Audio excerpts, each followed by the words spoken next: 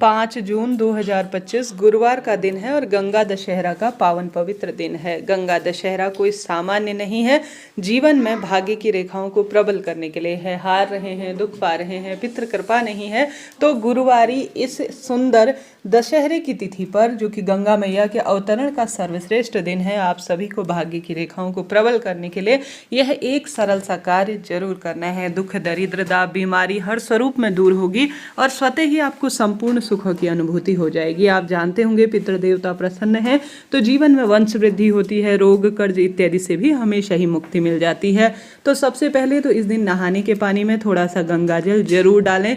गंगा मैया का ध्यान कर कर कोशिश करें। अगर गंगा नदी के तट पर जा पाएँ तो अति उत्तम है। स्नान इत्यादि के बाद नहीं जा पाए तो एक घर पर ही एक परात ले लीजिए, एक थाली ले लीजिए, उसमें रख लीजिए थोड़ा सा गंगा जल और उसमें रखिए तुलसी का पत्ता। गंगा मैया मैं आपका पूजन करने जा रहा हूँ, ऐसी प्रार्थना करते हुए आप सभी को गंगा मैया का घर पर ही थोड़ा सा पूजन करना चाहिए। गंगा मैया की जो आपने प्रत्यक्ष पूजा या घर पर ही पूजा कर रहे हैं तो आपको, हे गंगा मैया आप प्रसन्न हो, मेरे पूर्वजों को सुख प्रदान करें और मेरे जीवन में समृद्धि दे, ऐसी प्रार्थना करते हुए एक दीपक जरूर लगाना चाहिए। प्रत्यक्ष रूप से तो प्रवाहित करने का नियम है, परंतु घर पर आप प्रत्यक्ष न कर पाए तो सामने एक बूंद गंगा जल किसी थाली में डालकर जल भरकर गंगा मैया का पूजन कर रही हो, ऐसी भावना करते हुए दीप प्रज्वलित करें। रोली चंदन मोली जय गंगा मैया हर हर महादेव कहते हुए समर्पित करें और साथ ही एक समय का भोजन पंडित ब्राह्मण जी के लिए दान में जरूर निकालें। इससे पितृ देवता प्रसन्न होते हैं और गंगा मैया में आपको दीपदान और गंगा मैया का साक्षात पूजन का फल घर बैठे ही मिल जाएगा।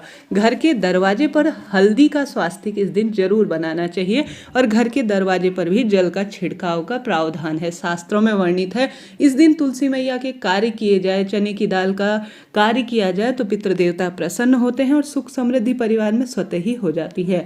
हार रहे हैं, दुख पा रहे हैं, कष्ट कर्ज में आपका जीवन है तो आप सभी को सर्वश्रेष्ठ दशहरे गुरुवारी तिथि पर यह कार्य करना चाहिए। पितृ अधोगति में है, मोक्ष उनको नहीं मिल रहा है तो निश्चित रूप से उन्हें मोक्ष मिलेगा, सुख समृद्धि का वास स्वतः ही होगा। एक जल का लोटा ले लीजिए, आप पितरेश्वर महादेव की जय, पितरेश्वर महादेव की जय कहते हुए जल के लोटे में डालिए थोड़ा सा गंगा जल, पितरों का ही ध्यान करते हुए उसमें डालिए थोड़ा काला तिल।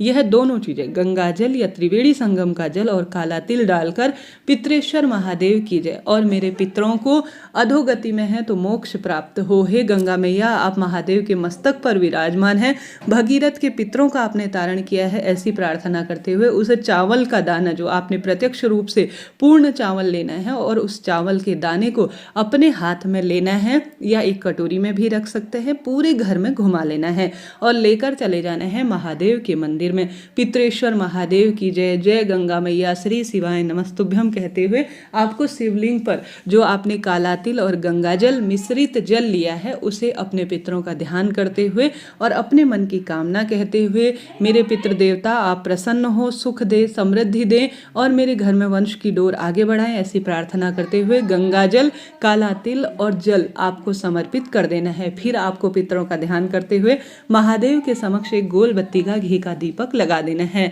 एक चावल का दाना जो आपने अपने पितरों का ध्यान करते हुए पूरे घर में घुमाया है और पितृ देवताओं का ध्यान किया है, जो आपको लगता है कि मेरे पितर मुझे स्वप्न में दिखाई देते हैं, अधोगति में हैं या किसी न किसी तरह से अतृप्त हैं, उनका ध्यान करते हुए शिवलिंग के ऊपर ठीक पूर्ण चावल एक समर्पित कर दीजिए।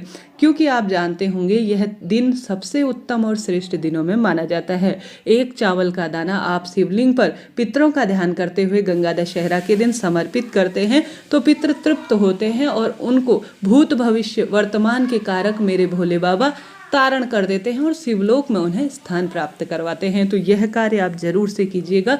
इसके साथ साथ आप सभी को सबसे श्रेष्ठ और अद्भुत गुरुवारी और अपने आप में सर्वश्रेष्ठ गंगा दशहरा का दिन है तो तुलसी में भी काशी विश्वनाथ भगवान का नाम लेकर, जो कि गुरुजी कहते हैं, आपको रखनी है एक कटोरी।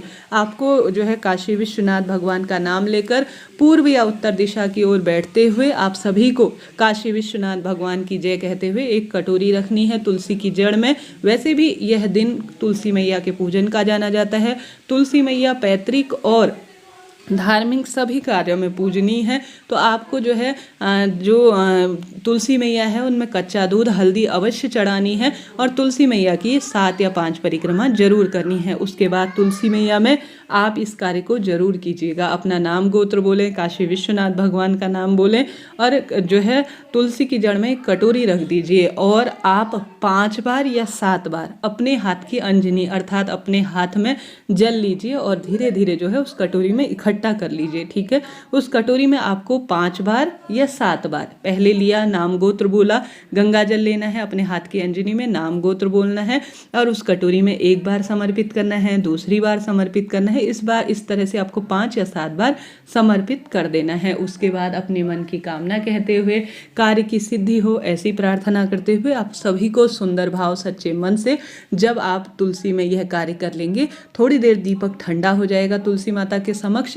यह कार्य आप शाम 5 बजे तक कर सकते हैं, उसके बाद ना करें, इस चीज़ को नोट करते हुए चलिएगा। फिर जब आपका दीपक ठंडा हो जाए तो उसके बाद उसे तुलसी में ही छिड़क दीजिए, समर्पित कर दीजिए और थोड़ा सा बचाकर घर में भी छिड़काव कर लीजिएगा। इससे बहुत अधिक पितृदेवता प्रसन्न होते हैं और लाभ देखने को मिलता है। इसके साथ ही बहुत सुंदर और सर्वश्रेष्ठ तिथि है, इस तिथि पर किया गया कार्य कभी निष्फल नहीं जाता। आप सभी को सुंदर भाव सच्चे मन से इस दिन आप शिवलिंग पर चने की दाल जरूर चढ़ाएं। पितृदेवता इससे प्रसन्न होते हैं।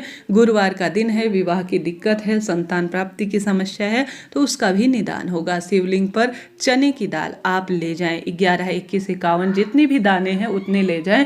एक जल का लोटा जिसमें गुड़ का टुकड़ा, आप चने की दाल जो है अलग से ले जाएं, गुड़ का टुकड़ा और पीला चंदन और आवश्यक रूप से थोड़ा सा आप विशेष तौर पर उस जल के लोटे में उस कलश में आप पीला चंदन, कनेर का फूल पीले रंग का और जो है गुड़ का टुकड़ा डालकर आप इस जल के लोटे को चाहे तो घर में घुमाएं, नहीं तो आप अपने हाथ में ले जाएं और 11, 21, 51 जितने भी आपसे हो पाए उतने चने की दाल आप अपने साथ ले जाएं और इसे ले जाकर आप सभी जो है शिवलिंग पर घर के मंदिर में या महादेव के मंदिर में पहले विशेष जल चढ़ाएं।